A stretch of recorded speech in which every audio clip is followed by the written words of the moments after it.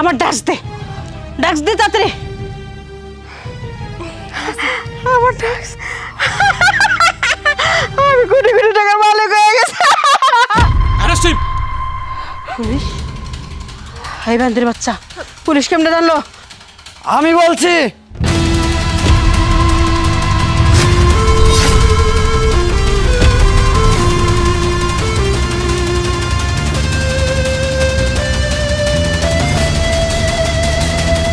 বান্দির বাচ্চা পোলা, তোর মায়ের থেকে কইল যেত না, অনেক বড় হয়ে গেছে তোর। তুই কেমনে করে আমার নিজের সন্তান হয়ে পুলিশের হাতে আমার তুলে দিবার পারলি? হ্যাঁ, এই যখন টাকা পয়সা যা কিছু চাইছিস, বাড়ি গাড়ি সবকিছু আমি তোকে দিয়েছি, কোনো কিছু কমতে রাখি নাই। আমার নারীটা বন্ধ তোকে দিয়েছি, তারপর তোর কলজের ব্যবসা এত বড় ফুলে গেল কেমনে করে রে? থামাই রাখলি না কে? পুলিশের হাতে নিজের মামকে তুলে দেওয়ার তোর কলজে কাঁপলো না? চুপ! আর একটা কথা বলবা না তুমি।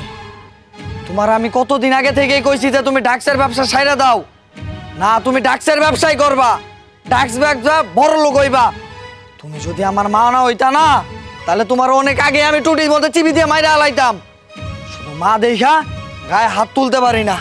তোমার কিসের অভাব? টাকার অভাব। তোমার টাকা আছে, ধন সম্পদ আছে, গাড়ি আছে, বাড়ি আছে, সবকিছুই তো আছে। কিল্লাই তোমার ডাক্সের ব্যবসা করতে হইব। আর তোমার এই ডাক্সের ব্যবসার কারণে এই যে স্টুডেন্ট ছাত্রগুলা তোমার পিছনে ঘুরে ঘুরে নষ্ট হয়ে যাইতেছে। আমি তোমার কতদিন আগে থেকে কইছি এই ডাক্সের ব্যবসা ছাইড়া দাও। এই ডাক্সের ব্যবসার কারণে আমি কোনো জায়গায় সম্মান পাই না, কোনো কাজ করতে পারি না, কোনো জায়গায় যাইতে পারি না। কিন্তু তুমি ছাড়বা না। যখন তুমি ছাড়বা না এটা চিন্তা করছো, আমিও চিন্তা করছি যে তোমারে পুলিশের দেওয়াই দিব। অফিসার, আমার মায়ের নিয়ে যান। আমি যদি আগে জানতাম যে আমার নিজের পোলাই ঘুকুর সাপ হবে, আগেই তোকে আমি সবল মারতাম। সবল মাইরো যাও।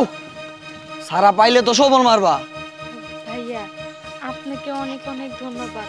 আজকে যদি আপনি না থাকতেন তাহলে আপনার মার হাত থেকে আমি কখনোই ছাড়া পেতাম না। আরে চিন্তা করো না, তুমি স্কুলে পড়তেছো না, যাও স্কুলে যাও। যদি স্কুলে কোনো সমস্যায় পড়ো, কোনো যদি ফর্ম ক্লাবের টাকা লাগে আমার বইলো, আমি তোমার সাহায্য করবো। ঠিক আছে, যাও। ঠিক আছে ভাইয়া, যাও।